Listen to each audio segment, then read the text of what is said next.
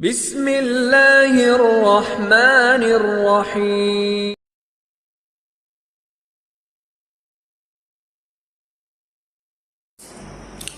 بسم اللہ والحمد للہ والصلاة والسلام علی رسول اللہ.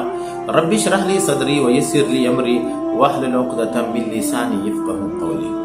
معزز سامعین کرام، قرآن حدیث کلاسز آن لائن اکیڈمی میں ہم آپ کو خوش آمدید کہتے ہیں. السلام علیکم ورحمۃ اللہ وبرکاتہ.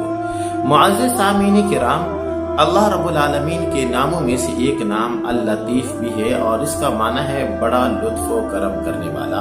اور ظاہر بات ہے کہ اس دنیا کے اندر بھی اور آخرت کے اندر بھی لطف و کرم کرنے والی ایک اللہ کی ذات ہی ہو سکتی ہے، اللہ کے علاوہ اور کوئی بھی نہیں ہو سکتا.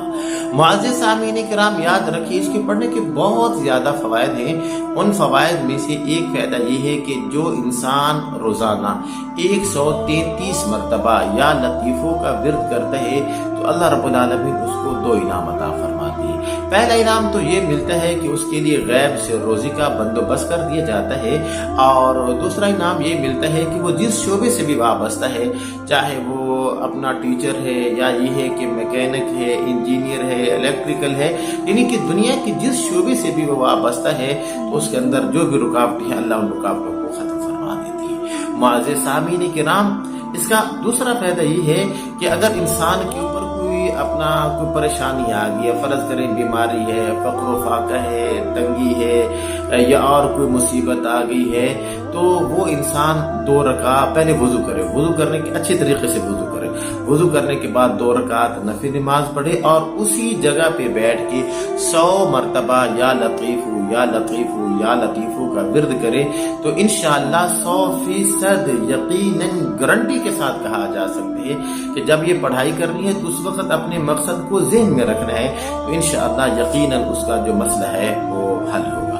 معزز سامعین کرام، یا لطیفوں کے پڑھنے کا ایک فائدہ یہ بھی ہے، اور یہ آج کل کے لوگوں کے لیے بہت زبردست ہے، بالخصوص وہ لوگ جو اپنی بیٹیوں کے رشتوں کے بارے میں پریشان ہیں، رشتہ ہو نہیں رہا یا رشتہ آتا تو ہے پھر خاموشی ہو جاتی ہے، تو وہ پہلے 2 رکعت جو والدین ہیں 2 رکعت اپنا وضو کریں، وضو کرنے کے بعد 2 رکعت نفل نماز پڑھنی ہے تحیۃ الوضو کی نیت سے. یہ یاد رکھیے، وضو کرنے کے بعد 2 رکعت تحیۃ الوضو اس نیت سے نفل پڑھنی ہے.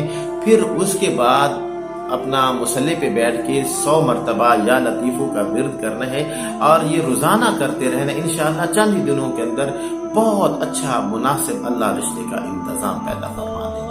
معزز سامعین کرام، یاد رکھیے اس کا ایک فائدہ یہ بھی ہے کہ وہ انسان جس کے اوپر بہت بڑی مصیبت آ گئی ہے، بہت بڑی پریشانی آ گئی ہے، اور بظاہر اس سے نکلنے کی کوئی امید نہیں ہے، تو اگر انسان 16,641 مرتبہ 16,641 مرتبہ یا لطیفوں کا ورد کرتا ہے تو انشاءاللہ اللہ رب العالمین غیب سے اس کے لیے کوئی اچھا جو ہے وہ انتظام پیدا فرما دیں گے.